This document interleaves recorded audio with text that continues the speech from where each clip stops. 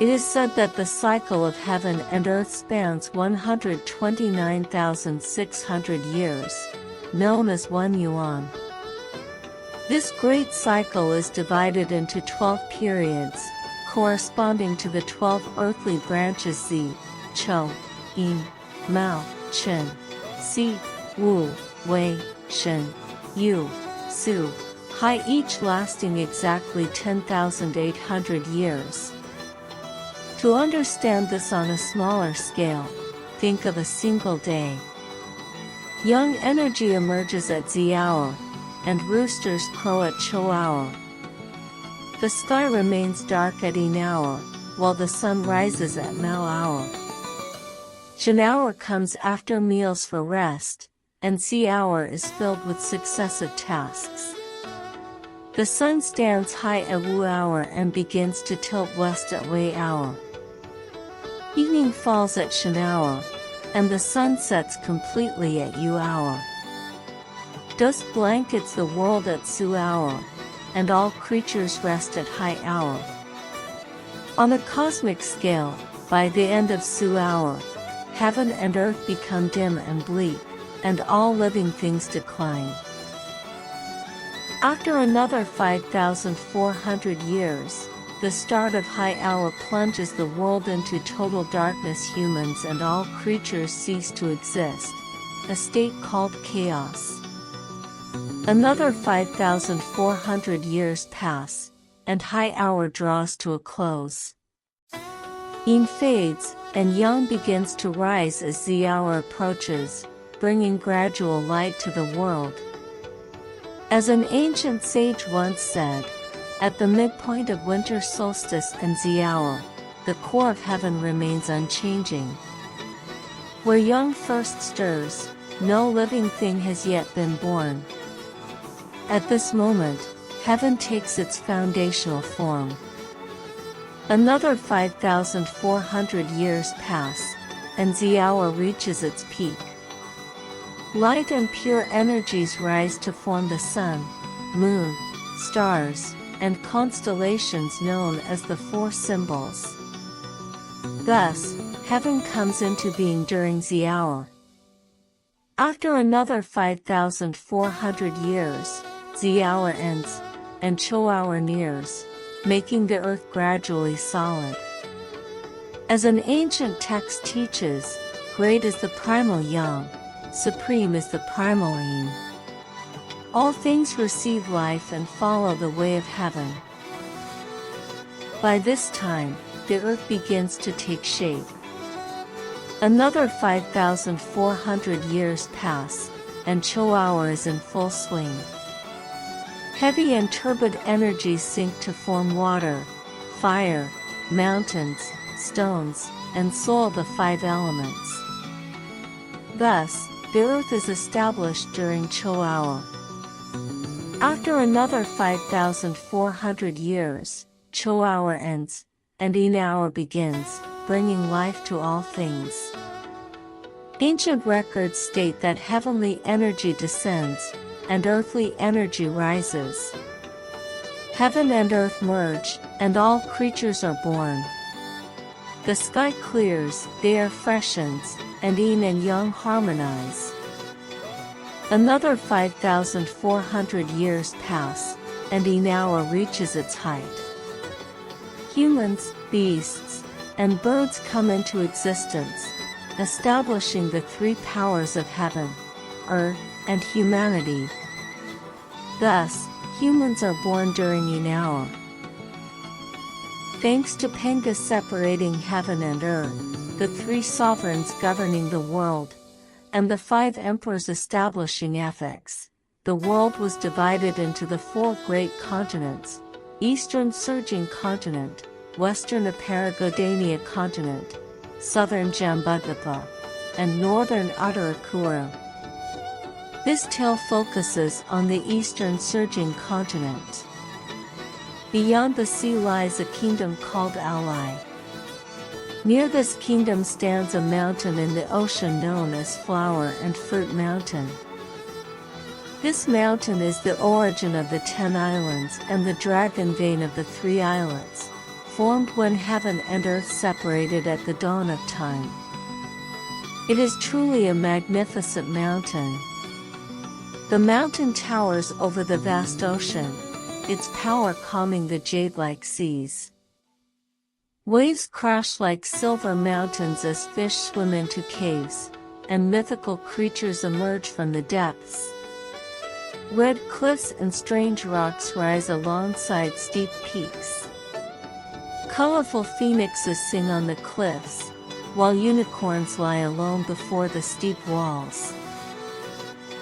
Golden roosters crow at the peak, and dragons enter and exit the stone caves. The forests are home to longevity deer and celestial foxes, while spiritual birds and black cranes perch in the trees. Rare flowers and exotic grasses bloom year-round, and green pines and cypresses remain evergreen. Immortal peaches bear fruit constantly, and tall bamboos catch the passing clouds. A gully covered in thick vines surrounds the mountain, and fresh grass covers the riverbanks. This mountain is like a pillar holding up the heavens, an unshakable root of the earth through countless calamities. At the very top of the mountain stands a sacred stone. It reaches a height of 36 jong and 5 cun, aligning with the 365 degrees of the celestial sphere. Its circumference measures 24 jong, corresponding to the 24 solar terms of the lunar calendar. 9 orifices and 8 holes dot its surface, matching the 9 palaces and 8 trigrounds. No trees shade it from the sun, but fragrant orchids grow on either side. Since the beginning of time, this stone has absorbed the essence of heaven and earth, as well as the radiance of the sun and moon. Over time, it gained spiritual awareness and nurtured a celestial embryo within. One day, the stone split open, revealing a stone egg as round as a ball. When the wind touched it, the egg transformed into a stone monkey with complete facial features and limbs.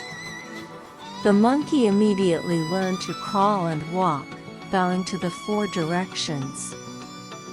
2 beams of golden light shot from its eyes, piercing the heavenly realms.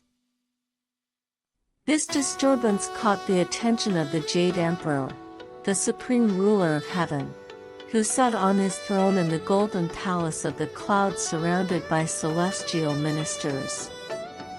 Seeing the golden light flaring in the sky, he ordered clairvoyant and clairaudient to open the southern heavenly gate and investigate. The 2 immortals obeyed and returned shortly with a report. They said the golden light came from Flower and Fruit Mountain in the land of Aulai near the eastern surging continent. The sacred stone on the mountain had produced an egg, which turned into a monkey when touched by the wind. The monkey was bowing to the 4 directions, and its golden eyes shot light into the heavenly realms. Now that it had begun eating and drinking, the golden light was fading. The Jade Emperor smiled with compassion, saying what lay below was born from the essence of heaven and earth, and it was nothing extraordinary. The stone monkey lived freely in the mountain, eating plants, drinking from streams, picking flowers, and gathering fruits. It made friends with wolves, tigers, deer, and apes, sleeping under stone cliffs at night and wandering through peaks and caves during the day. As the saying goes, in the mountains, there are no calendars to mark the years, and one loses track of time as the cold fades into warmth. One hot day, the stone monkey joined a group of monkeys to escape the heat under the pine trees. They climbed branches, picked fruits, threw pebbles, built sand pagodas, chased dragonflies, and played various games. They pulled vines, wove grass mats, cleaned their fur, and scratched for lice. They laughed, pushed, and played freely by the green stream. After playing for a while, the monkeys went to bathe in the mountain stream. They marveled at the rushing water, which surged like rolling melons. As the ancient saying goes, birds have their own language, and beasts have theirs. The monkeys wondered where the water came from. With nothing to do, they decided to follow the stream upstream to find its source and continue playing. Shouting and calling to each other, they climbed the mountain until they reached a magnificent waterfall. A white rainbow-like cascade tumbled down thousands of feet, its waves shining like snow. The wind could not blow it apart, and the moonlight reflected on its surface. Cold mist drifted over the green peaks, and the flowing water moistened the green hills. This beautiful waterfall looked just like a hanging curtain. The monkeys cheered, praising the wonderful water that connected to the sea at the foot of the mountain. One monkey suggested that whoever could enter the waterfall, find its source, and return unharmed would be bowed to as their king. After calling 3 times, the stone monkey jumped out and volunteered, shouting that it would go. The monkey closed its eyes, squatted down, and leaped into the waterfall. When it opened its eyes, it found no water inside, only a clear iron bridge. Water rushed through stone caves beneath the bridge, hanging down to block the entrance. The monkey climbed onto the bridge and looked around. It saw a place that looked like a human residence with beautiful scenery. Emerald moss glowed like blue jade, while white clouds drifted like floating gems. Mist swirled around, creating a magical atmosphere. Quiet rooms with smooth stone benches and tables lined the area. Pearl-like stones hung from the cave walls, and exotic flowers bloomed everywhere. Stone stoves and bowls lay by the cliffs, showing signs of use. Tall bamboos and plum blossoms added to the serene beauty, making the place feel just like a home. The monkey crossed the bridge and found a stone tablet in the center. Carved in regular script were the words flower and fruit mountain blessed land, water curtain cave heavenly abode. Overjoyed, the monkey hurried back, closed its eyes, and jumped out of the waterfall.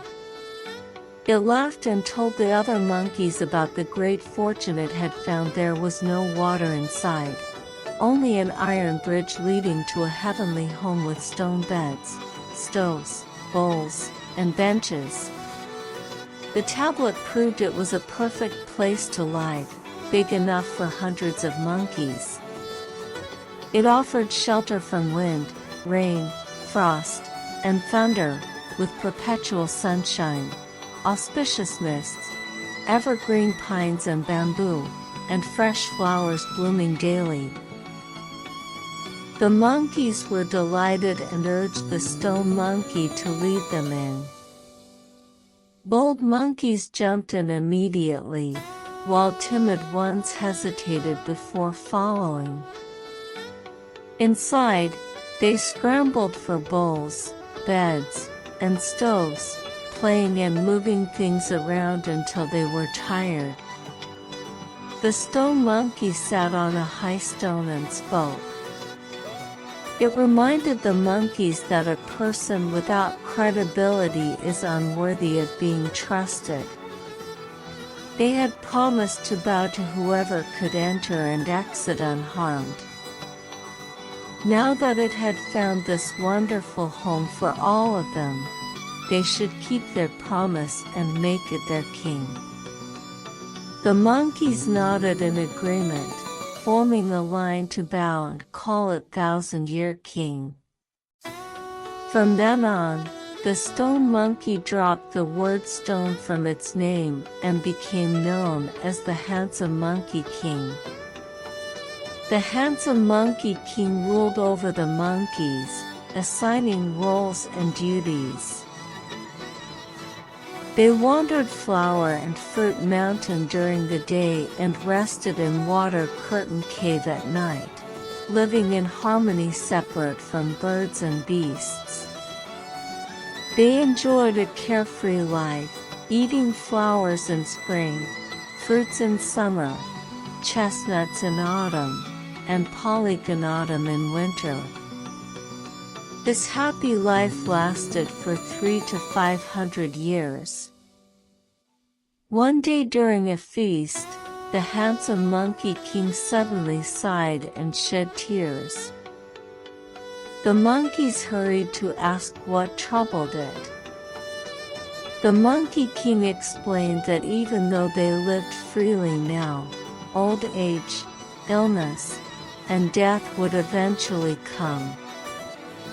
Yama, the god of the underworld, would one day claim their souls, and they would vanish from the world. The monkeys were sad, sharing its worry about the impermanence of life. Just then, a gibbon jumped out and shouted that the king's foresight showed its spiritual awakening. Among all creatures, only 3 types were free from Yama's control: Buddhas, immortals, and sages. They escaped reincarnation, lived forever, and shared the same lifespan as heaven and earth. The Monkey King asked where they lived, and the gibbon replied that they resided in sacred caves and immortal mountains in the mortal world. Overjoyed, the Monkey King decided to leave the mountain the next day, traveling across the seas to find these beings and learn the secret of immortality. This decision would one day free it from the cycle of reincarnation and lead it to become the great sage equal to heaven. The monkeys cheered, promising to prepare a grand feast with fruits and flowers for its departure. The next day, the monkeys gathered peaches, exotic fruits, yams, polygonatum, orchids, and rare flowers, arranging them on stone tables with celestial wine. The feast featured sweet cherries, sour plums, juicy longans, seedless lychees, pears, jujubes, peaches, apricots, plums, bayberries, watermelons, persimmons, pomegranates, chestnuts, walnuts, ginkgo nuts, coconuts, and grapes. Cooked yam, polygonatum, poria cocos, and koik seed soup simmered in stone pots. It was a feast far more delicious than any mortal meal. The monkeys honored the Handsome Monkey King by letting it sit at the head of the table, taking turns to offer it wine, flowers, and fruits. They drank and celebrated all day. Early the next morning, the Handsome Monkey King ordered the young monkeys to gather dried pine branches and weave a raft. It took a bamboo pole as an oar, packed some fruits, and set off alone. The raft drifted on the sea, carried by the east wind toward southern Jambudvipa. As the poem says, a celestial monkey born with great spiritual power leaves its mountain and sails on a raft riding the wind. Crossing oceans to seek the Tao of immortality, it aspires to achieve great deeds with sincere dedication. Destined to fulfill its sacred wish, it will find peace and meet the dragon of destiny. Surely it will encounter a kindred spirit who will reveal the true essence of all things. Fortune smiled on it as strong east winds carried its raft to the northwest shore of southern Jambudvipa after several days. It stepped onto the beach and saw people fishing, hunting geese, digging clams, and gathering salt. It made a scary face, frightening them into dropping their baskets and nets and running away. Caught one person who could not run, stripped off their clothes, and put them on. It wandered through cities and towns, imitating human manners and language while searching for Buddhas, immortals, or sages who could teach it immortality.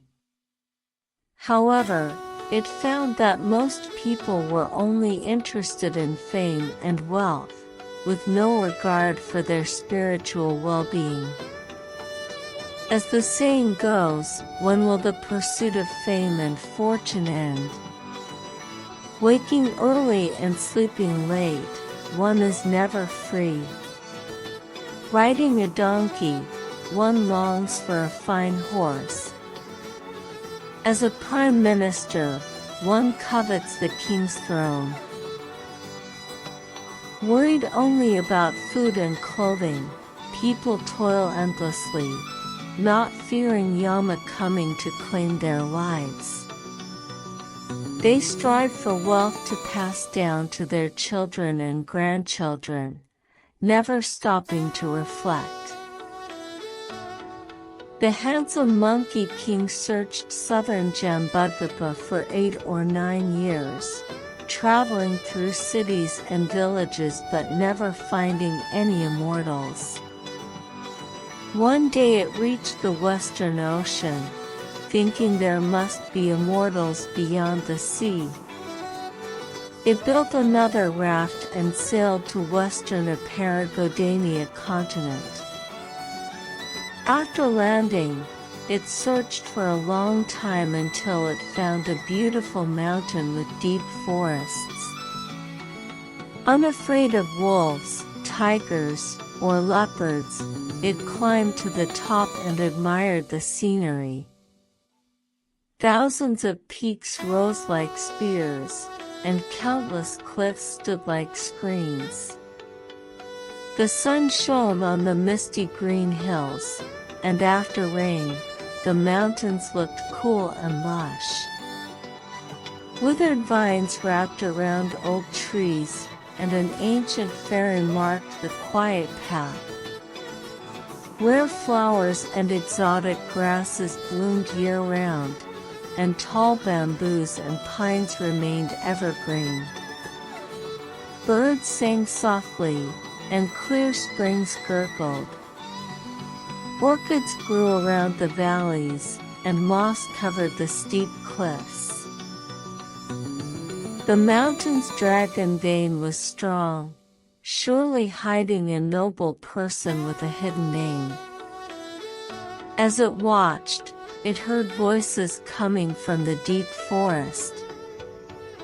Hurrying closer, it listened to a song.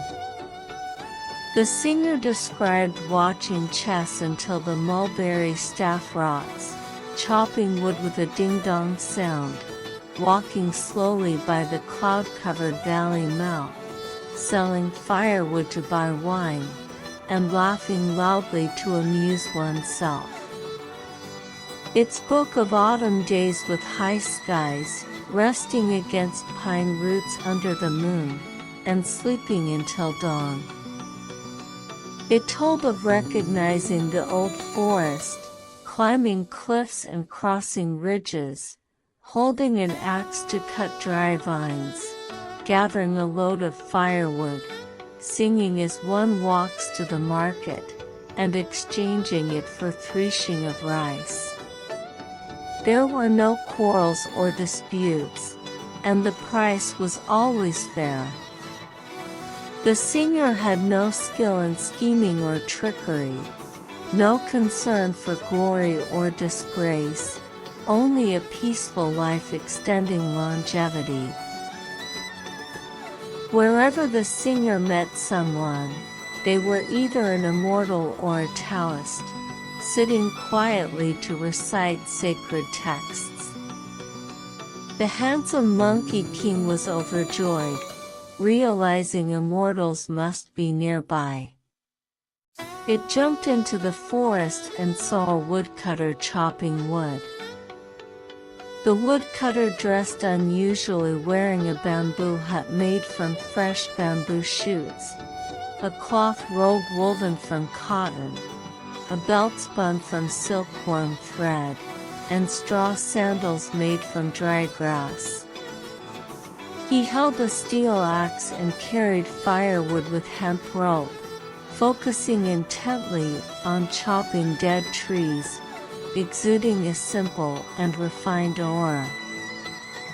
The handsome Monkey King stepped forward, bowed, and called the woodcutter elder immortal.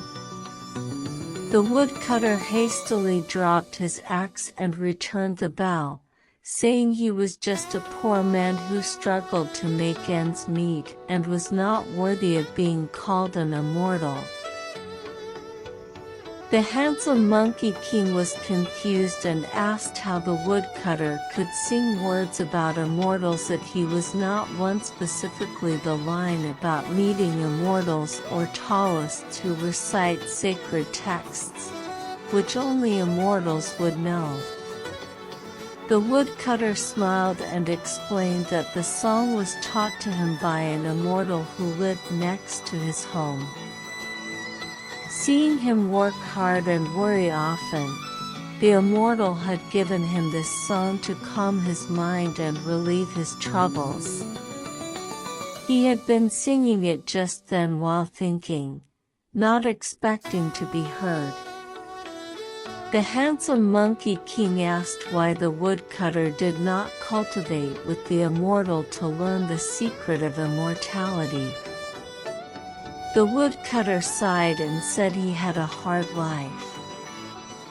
His parents raised him, but when he was 8 or 9 years old, his father passed away, leaving his mother a widow. He had no brothers or sisters, so he had to take care of her. Now she was old, and he could not leave her. His fields were barren, and he struggled to find enough food and clothing. He had to cut firewood to sell for money to buy rice, cooking for his mother by himself. He truly had no time to cultivate the Tao.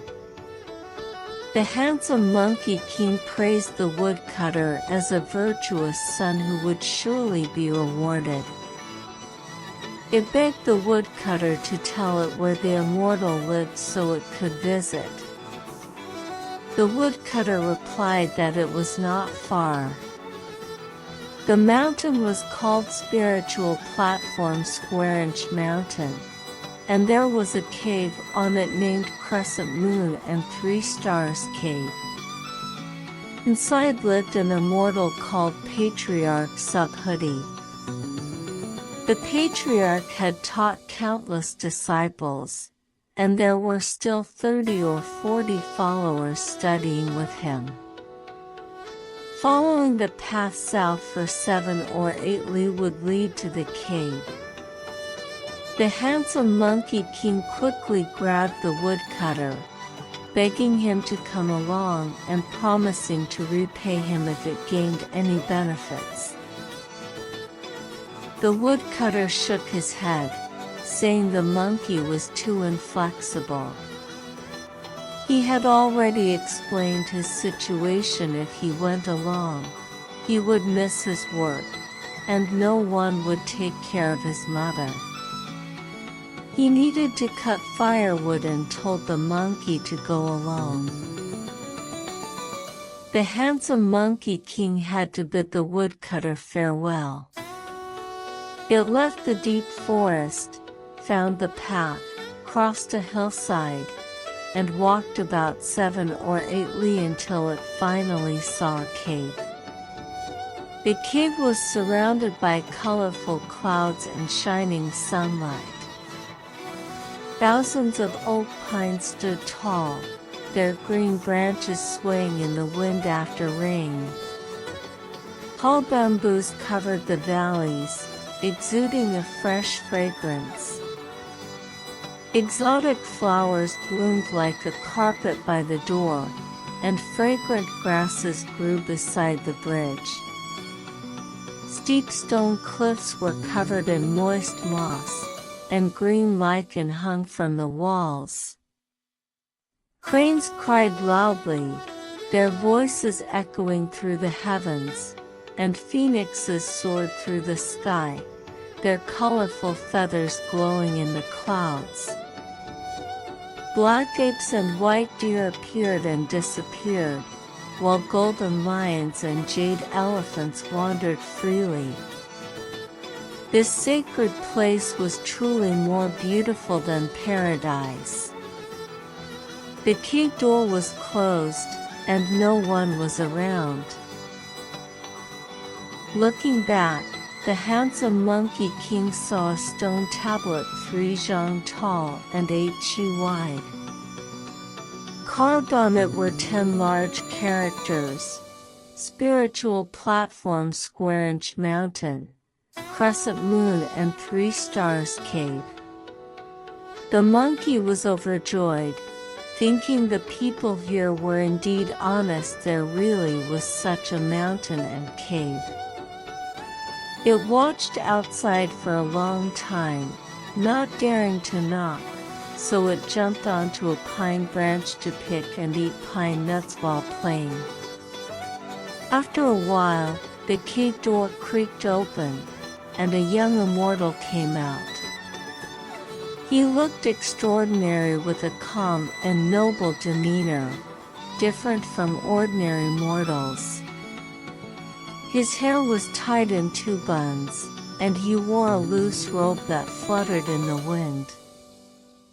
His appearance was peaceful, and his mind was free from worldly desires. He was an eternal guest beyond material things, a long-lived boy in the mountains, untouched by dust and time.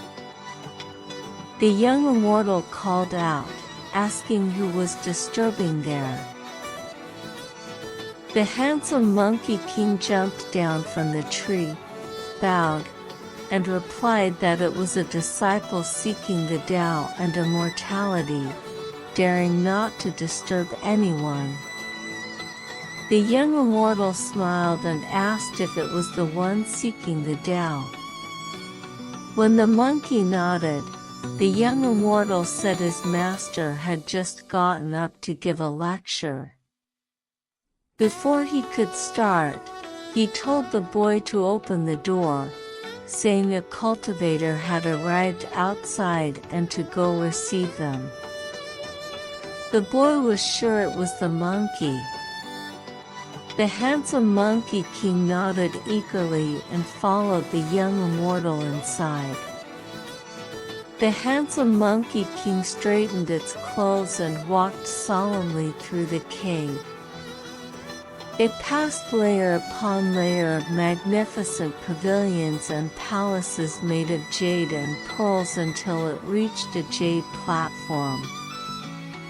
There sat Patriarch Subhuti on a throne, with 30 young immortals standing beside him. The patriarch looked noble and sacred, an enlightened golden immortal with a pure appearance, the supreme Taoist master from the West. He was immortal and eternal, embodying compassion and wisdom.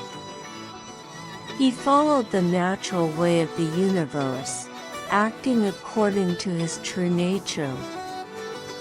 His body was solemn and eternal, sharing the same lifespan as heaven, the great master who had achieved enlightenment through countless calamities. The handsome Monkey King fell to its knees and kowtowed repeatedly, calling out "Master" and saying it paid homage with all its heart. Patriarch Subhuti asked where it was from, telling it to speak clearly of its hometown and name before bowing. The monkey replied that it was from Water Curtain Cave on Flower and Fruit Mountain in Ally Kingdom, Eastern Surging Continent. Patriarch Subhuti shouted to drive it away, saying it was a liar who could not possibly cultivate the Tao. The handsome Monkey King kowtowed frantically, saying it spoke the truth and was not lying. The patriarch then asked how it had gotten here from Eastern Surging Continent, which was separated by 2 seas and southern Jambudvipa. The monkey replied that it had crossed the oceans and traveled through many lands for more than 10 years to reach here.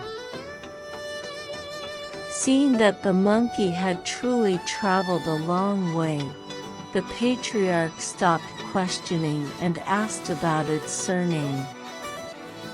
The handsome Monkey King replied that it had no surname. If someone scolded it, it did not get angry. If someone hit it, it did not fight back.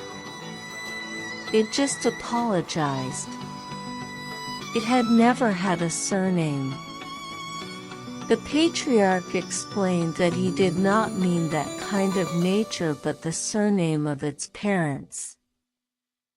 The monkey said it had no parents. It was born from a sacred stone on Flower and Fruit Mountain when it split open.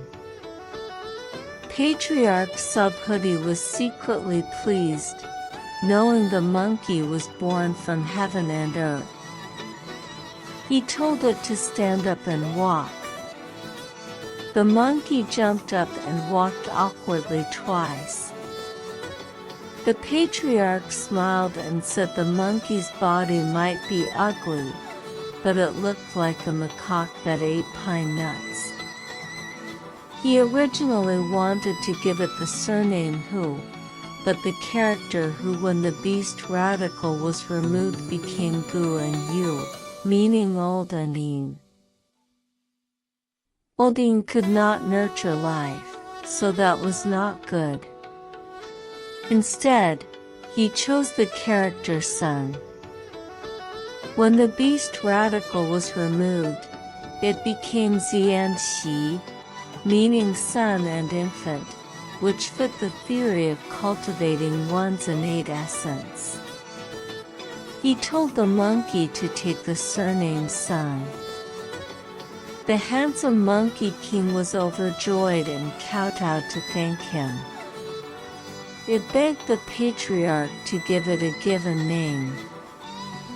The patriarch said there were 12 characters in his school for naming generations: Guang, Da, Ji, Hui, Zhen, Ru, Xing, Hai, Ying, Wu, Yuan, Ju. The monkey belonged to the 10th generation, Wu, which meant enlightenment. Its name would be Sum Yukong, meaning awakened to emptiness. The monkey cheered, thanking the master repeatedly, and from then on, it was known as Sum Yukong. As the saying goes, before heaven and earth separated, there were no surnames. Breaking through ignorance, one must awaken to emptiness. From then on, Sum Yukong lived in Crescent Moon and 3 Stars Cave. Every day, it cleaned, waited on the patriarch, learned etiquette and language, and listened to the patriarch's lectures on the Tao. Before it knew it, 6 or 7 years had passed.